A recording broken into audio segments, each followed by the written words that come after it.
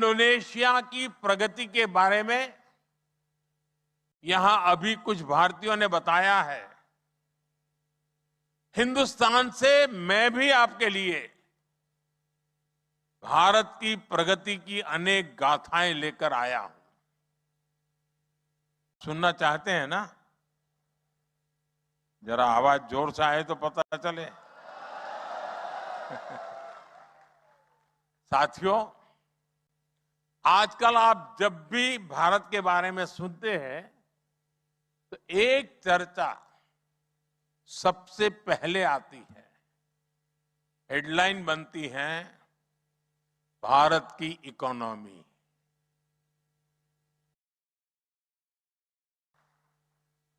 कोई कहेगा इतने ट्रिलियन डॉलर की इकोनॉमी हो गई है, कोई जीडीपी ग्रोथ की बात करेगा, कोई बताएगा कि पिछले 10-12 वर्षों में इकोनॉमी में इतना उछाल आ गया।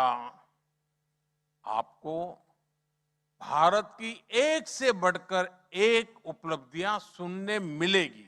मिलती है ना? बताइए तो। हाँ। आज भारत की अर्थव्यवस्था दुनिया की ग्रोथ को ड्राइव करने में बड़ी भूमिका निभा रही है। जब दुनिया पर कोरोना का इतना बड़ा संकट आया तो भी भारत की अर्थव्यवस्था ठप नहीं पड़ी। जब वेस्ट एशिया का इतना बड़ा संकट चल रहा था तब भी भारत की इकोनॉमी थमी नहीं, बल्कि पिछले वर्ष का जो लास्ट क्वार्टर मार्च में खत्म होता है तब हमारी ग्रोथ रेट 7.7% रही है।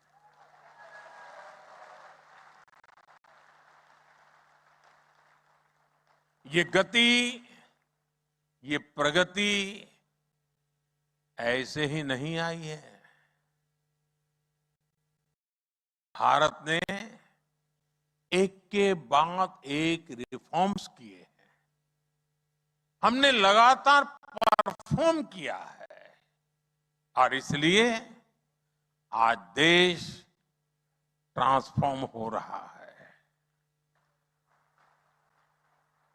रिफॉर्म, परफॉर्म, ट्रांसफॉर्म, इस मंत्र को लेकर के हम चल रहे हैं। साथियों, भारत ने आज जो ग्रोथ हासिल की है, ये 140 करोड़ लोगों के सपनों की ग्रोथ है। ये करोड़ों भारतीयों के एस्पिरेशंस की ग्रोथ है। आप सभी भी उस सपने से अलग नहीं है। इंडोनेशिया में रहने वाला हर एक भारतीय उस सपने का साझेदार है।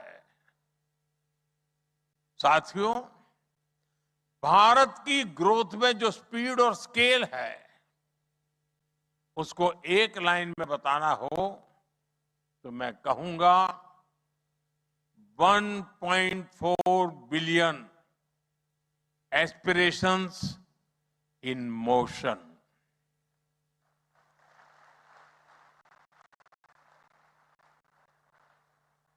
आज भारत के गांव देहात से लेकर शहरों तक का नागरिक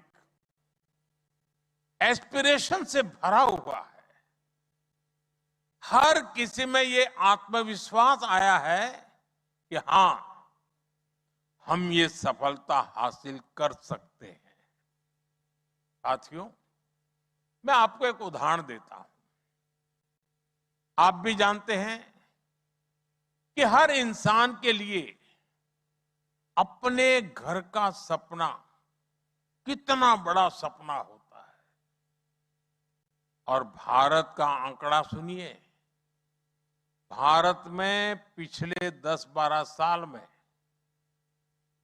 4 करोड़ से ज्यादा गरीबों को सरकार ने पक्के घर बनाकर दिए हैं।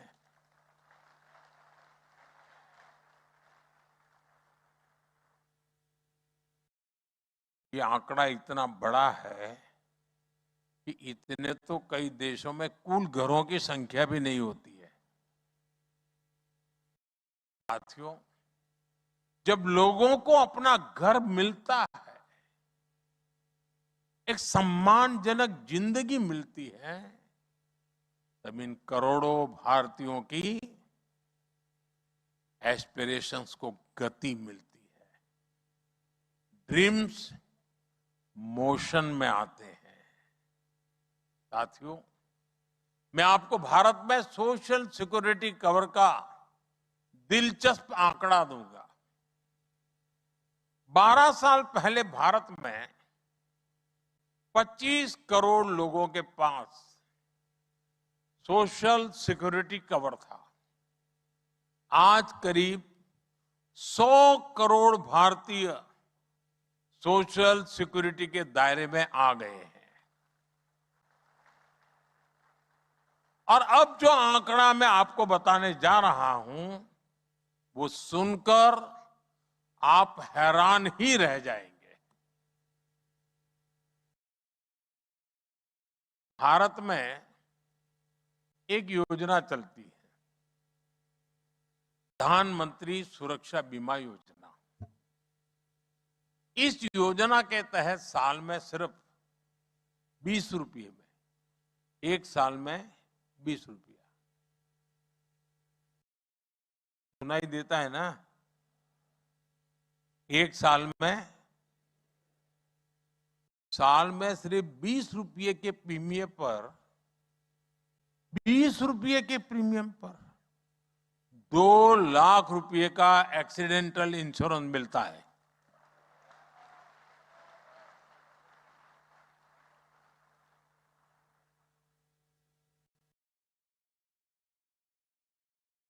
एक महीने की एक कॉफी जितना भी खर्चा नहीं है। दुनिया में ये कहीं मिले न मिले, लेकिन ये भारत में मिल रहा है। और इससे भारत के करीब 60 करोड़ लोग कवर्ड है। साथियों, एक दूसरी योजना भी है, पीएम जीवन ज्योति बीमा योजना। इस योजना में हर रोज के करीब एक दिन का 1.5 रुपया, हर रोज के करीब 1.5 रुपये के प्रीमियम पर लाइफ इंश्योरेंस मिलता है। एक रोज के सिर्फ 1.5 रुपया, यानी एक कॉफी भी 1.5 रुपये से ज्यादा कीमत लगती है। और भारत में अभी 28 करोड़ लोग इस योजना से जुड़े हैं। साथियों, सरकार की इन दोनों योजनाओं के तहत अब तक करीब 22,000 करोड़ रुपए का क्लेम लोगों को दिया जा चुका है। 22,000 करोड़, 22,000 करोड़ रुपीस। लोगों के जीवन में जब संकट आया तो सरकार उनकी साथी बनकर उनके साथ खड़ी रही है।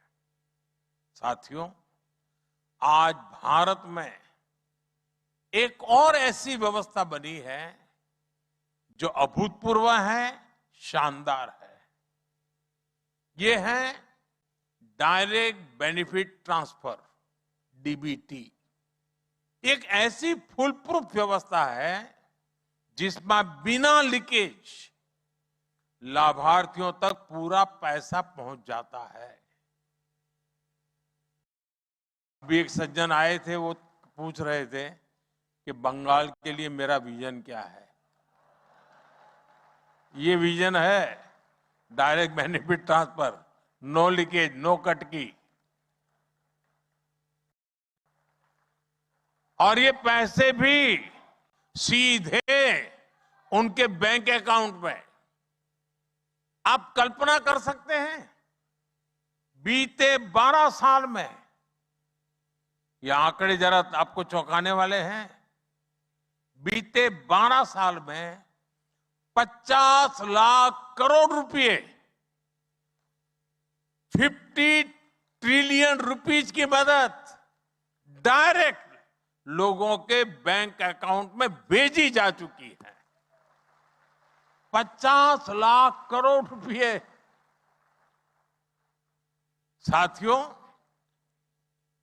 जब ऐसी व्यवस्था बनती है तब लोगों का भरोसा बढ़ता है, तब लोगों में आत्मविश्वास आता है और तब 25 करोड़ भारतीय गरीबी को हरा करके, गरीबी को परास्त करके, गरीबी से बाहर निकल करके शान से जिंदगी जीने का आरंभ करते हैं।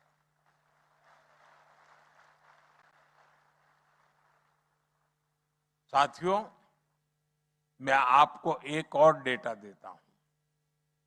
आपने ये सुना होगा कि दुनिया की जितनी रियल टाइम डिजिटल पेमेंट्स होती है, उसकी करीब 50% अकेले भारत में होती है। दुनिया की 50%। आज भारत में हर दिन 75 करोड़ से अधिक डिजिटल ट्रांजैक्शन होते हैं। 75 करोड़ से अधिक। यानी डे टू डे लाइफ में कैश लेकर चलने की मजबूरी नहीं रही है। और हालात तो ये हो गए हैं कि लोग डेबिट कार्ड का पासवर्ड भूलने लगे हैं, बैंक एटीएम का पासवर्ड भूलने लगे हैं। बस यूपीआई से ही, मोबाइल फोन से ही काम हो रहा है। साथियों, जब सपने बड़े होते हैं